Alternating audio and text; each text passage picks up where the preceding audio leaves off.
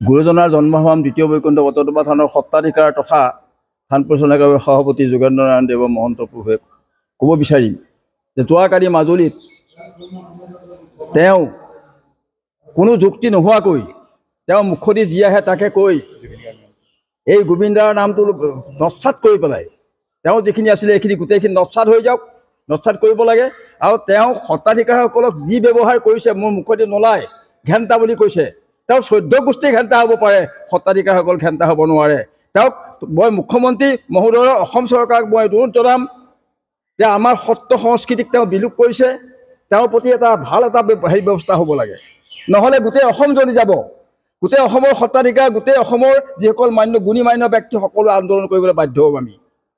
গতিকে সি বাৰে বাৰে আঁঠু কাঢ়ি বাপ চালে নহ'ব, গোটেইখিনি কৰি দিব লাগিব, নহ'লে ইয়াৰ ব্যৱস্থা কৰিবৰ কাৰণে মই অসম চৰকাৰৰ মাননীয় মুখ্যমন্ত্ৰী মহোদয় মই তেখেতক কাটৰ অনুৰোধ জনাইছোঁ। দাপৰ যুগৰ কৃষ্ণ সংস্কৃতিক তেওঁ অপমান কৰিছে। আজি দাপৰ যুগৰ কৃষ্ণ সংস্কৃতি অনুপম দৰ্শন বৰদোৱাত জিলিকি আছে, গোটেই ভাৰতবৰ্ষত জিলিকি আছে, গোটেই বিশ্বত জিলিকি আছে। আৰু সেই কৃষ্ণক ভগৱান নহয় বুলি কৈছে। তেওঁ নস্বাত কৰি পেলাইছে, তেওঁক ধিক্কাৰ দিয়া হৈছে।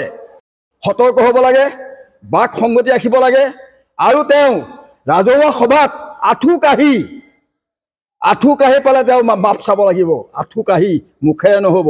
আৰু মদ খাবলৈ এৰক, জুবিনদাৰে মদ খাবলৈ এৰক, অসম্ভাৱী এৰক। অসমৰ কৃষ্টি সংস্কৃতি তেওঁ নস্বাত কৰিছে। মই অসমবাসী ৰাজ্যক ক'ব বিচাৰিম যে তেওঁ ইয়াৰ প্ৰতিকাৰটো হওক, অন্যথা আমি সত্ৰ সংস্কৃতি লগ খাই পেলাই তেওঁৰ ওপৰত এটা ভাল ব্যৱস্থা ল'বলৈ বাধ্য হ'ম।